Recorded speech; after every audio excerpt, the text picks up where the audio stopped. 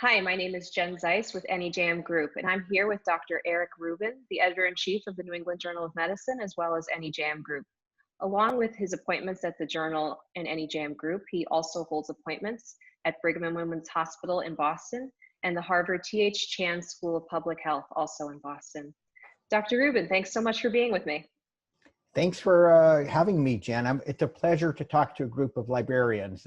I have a soft spot in my heart because my mother was a dedicated librarian all her life. Oh, that's great. So you have been editor of the New England Journal of Medicine since September. And as we all know, we are in the midst of quite a situation with coronavirus. So can you tell us what it's been like being the editor of the journal, especially with your background in infectious disease during this time? Well, it certainly was a little unexpected. I was just sort of ramping up, figuring out what the job entailed when this happened. And it really has taken over our professional lives to a great extent.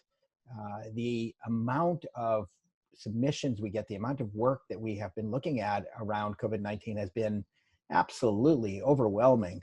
I just looked at the figures, and as of July 2nd, we'd had more than 13,000 COVID-19 submissions this year. Well, obviously all of them this year. And we published 174 articles of various types.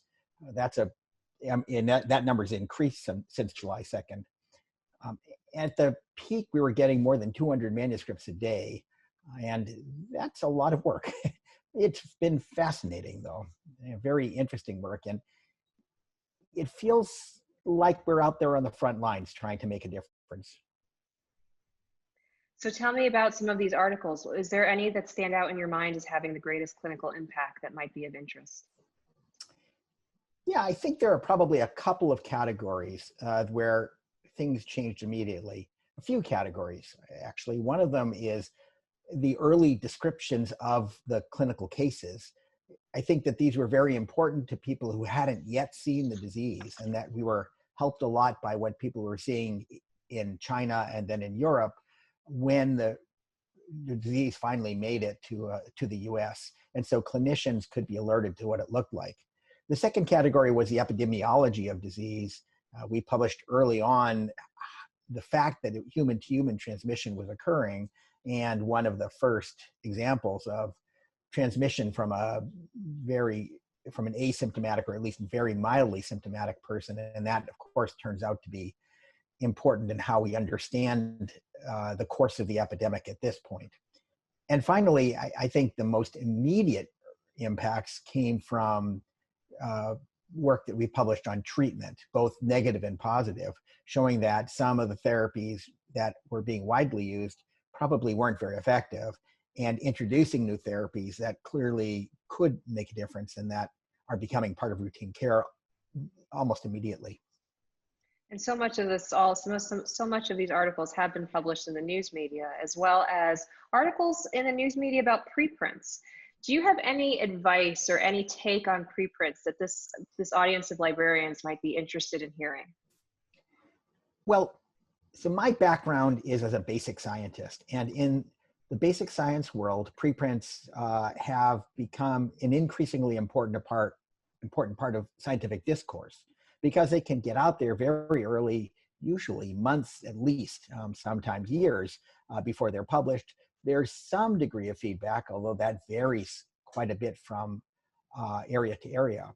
But the important thing is preprints don't really do any damage. If they're wrong, then they may never get published. And they only are being read by a select group of researchers. The medical literature is different because it's read not by researchers, but primarily by clinicians and policymakers who don't necessarily have the same insight into how the work was done and how reliable it is.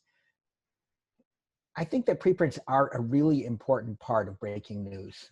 So I don't mean to say that that people shouldn't use them. And I think that in some of the examples of what we published, they were published as preprints and the basic message didn't change.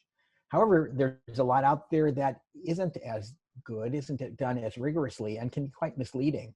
So I think preprints are another tool, and they're a tool that should be used appropriately and evaluated appropriately by people with appropriate expertise. I see. Moving back to the journal, how has it been maintaining the high standards of the journal during this time in terms of your editorial rigor and your peer review? How has that been either compressed or you describe how it's changed during the pandemic? Well, I guess there are two pieces to that. One is the process part of it, and one is the evaluation part of it. The process is essentially the same through the epidemic. It's just compressed in time, as you suggest. We still get extensive peer review. Articles still go through multiple rounds of editing by our in-house expert editors and by manuscript editors, and we engage our graphics staff to help illuminate what the message is. So I think we still put the same amount of work. It's just that work is occurring on nights and weekends now instead of during the day. The staff have worked incredibly hard to produce this amount of work. And I've heard you say that we owe a debt of gratitude to our peer reviewers who are doing all this along with their clinical service. It's so much. Our experts that we call on outside, you're right, they're taking care of patients and they're setting policies for their hospitals or their government or state or federal governments in their own countries. So we are really indebted to these folks. The other part of what we publish is the evaluation of what's important, because we publish things because they're rigorous and important. And we certainly find ourselves during an urgent situation like this, as we have in the past with the Ebola outbreak, with the vaping crisis, publishing the types of articles that we may not have published under other circumstances. But that's because they're important. And we apply as much rigor as we can to those studies, but we've got to get the message out. And I think that we really strive to get the message right, even if it's not even if it's different from the kinds of things we ordinarily publish. We don't want to be purists in the face of an emergency. That makes sense. Speaking of the emergency, I know that you've actually spent some time yourself in the hospital. What type of things were you encountering, and what about in the terms of the value of current journal information while you're on service, if you could speak about that? So first, I should be clear. I've spent time in the hospital as a physician, fortunately not as a patient. That was all clinical responsibilities. Fortunately, I've been lucky that I haven't been infected myself, unlike some other physicians. I think that seeing patients really has helped shape what I think is important that we do with the journal, because people have to make decisions all the time, and they can either make those decisions based on guesses or on data.